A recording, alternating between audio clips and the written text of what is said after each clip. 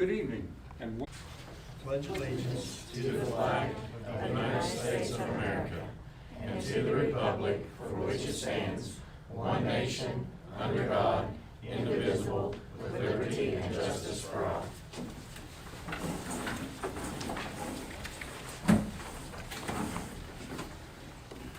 Item 3, approval of agenda and adjustments. Do any members have any adjustments to the agenda? You can pull safe and sound from the bills separately. Can we put that in the form of a motion?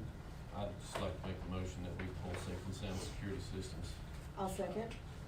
Motion on the floor, Mr. Brogan, seconded by Ms. Vice President Farley, that we pull safe and sound bill from the regular set of bills to be considered separately. Any discussion? All in favor, please say aye. Aye. Aye. Opposed, abstaining, 5 votes in affirmative, the agenda is adjusted. Any other adjustments? Chair would entertain a motion to approve the agenda. Second. I'll make a motion to approve the agenda. Thank you. I thought you made the motion. No, I said the chair would entertain. Oh, okay. Okay, so we have you want to second that motion, Mr. McBride? Yes. Okay. There's a motion on the floor from Mr. Angel, seconded by Mr. McBride, that this board approve the agenda, noting the aforementioned adjustment. Approve the agenda as presented us by the superintendent. Any discussion? All in favor, please say aye. Aye. Aye. Aye. Opposed, abstaining. The agenda is approved with the aforementioned adjustment. That brings us to item 4, pause for applause. We have item 4A, and Superintendent Warville, I'm going to ask that you go through this pause for applause. Okay, the first one is Coach Starlipper and the cross-country team. Instead of having me try to muster through it, I think he has a lot of pizzazz and did a great job at the last board meeting trying to bring in the youngsters. But I wanted him to come and give you guys a quick update on the happenings with our cross-country team.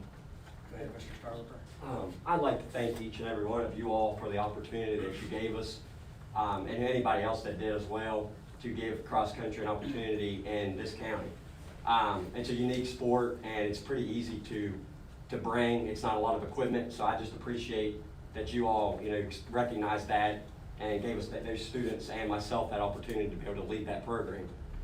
Secondly, it's year 3, and this year we were able, and unfortunately I'm not able to make it tonight, but we were able to qualify 2 more student athletes to the state meet, which is the biggest stage in West Virginia for cross country for high school students. This is her 2nd time she's been there. Avery's only a freshman, and she was able to qualify her first attempt. Last year, Sarah ended up finishing in the 60s. This year, she improved to 37th. And Avery was 45th, so that's a pretty big accomplishment for both of those young ladies.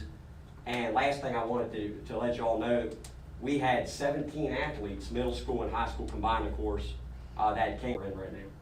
So thank you all. Thank you. Thank you all. Do any of you have A great program that is, and we want to commend you for the dedication to it. And it's no small task getting athletes into a state tournament venue, so that you're to be commended on that. Thank you. Thank you. And I just want to say, I had a son who participated with Coach Starlipper for a couple years, I believe it was. 2, I think, yeah. 2, yeah. Tractor driving took precedence over it this year, but I just want to thank the patients in the extended care at the hospital, and just for you to work with those kids and teach them about community involvement. That's as much, if not more important than what they're going. Not just your community. Absolutely. That's what I end up spreading to them. Absolutely. Thank you for that. Thank you. That's a great The role model. physical fitness part of it and the health benefits of the sport that you When he interviewed, and we did the second round of interviews, I asked all the people who interviewed for this principal position job, Dr. Green has knocked it out of the park, and I don't want to steal any of his thunder, but I want him to give you guys an update on Jumping Branch, I know he brought some guests with him, and I know one is a very important one with a nice tie and tennis shoes. I like your outfit. But I'm gonna have Dr. Green tell you who he brought with him for his presentation. So Dr. Green, I'm gonna turn it over to you. Okay. All right, we have our student representative Colton Nido, third grade. When Mr. Warble asked us to present, we decided that instead of just listening to myself or Ms. Bowling the whole time, that really he is going to read you a story, and we're going to talk about it and how we've implemented that this year, and then Ms. Bowling will wrap it up with some superhero gear. So, real quickly, Ms. Bowling, will you be the computer person for a minute? Your students are going to struggle a lot, not having a solid year or a year and a half of instruction, and so they're probably going to face a lot of hard times, a lot of concepts that they don't really understand, and they're going to get frustrated, and they're going to want to kind of stop. And so thinking about this is really the direction that I wanted us to go in. And so before we get into it, just take 30 seconds or so and think of a couple times when you struggled. Maybe one when you struggled and you gave up, or one when you struggled and then you kept going and eventually you kind of got it. Just take a couple seconds and think about that.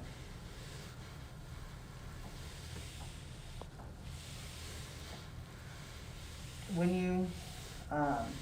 you gave up, did you really learn anything from that experience?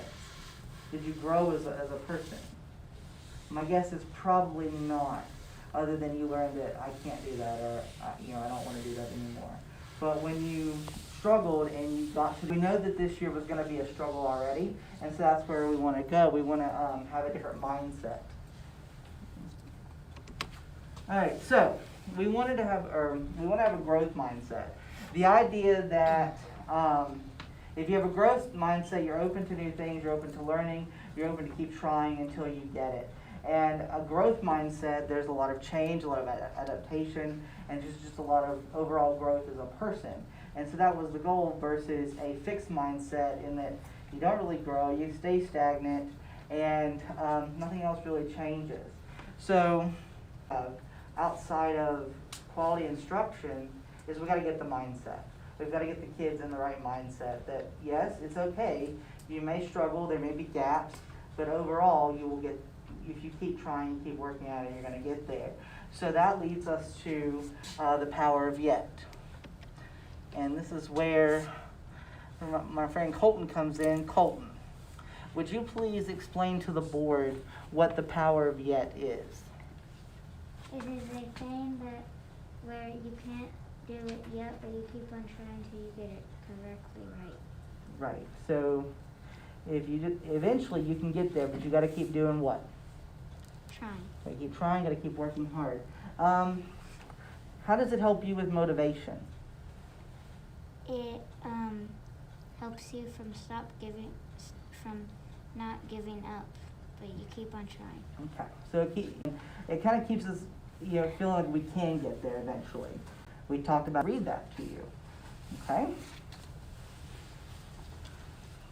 I can never do it because I knew that accidents can happen. It was harder than I thought. It was easy to get cuts and scratches, but day after day I kept trying with it. I haven't felt that accidents happen. Is airplane? It flew past away again, but then in a minute I was terrified. I didn't look up, I didn't look down, I just kept climbing one step at a time. Now you won't think of me as that egg. What happens to Humpty Dumpty at this point? The closer he got, Right. and I learned how to fly.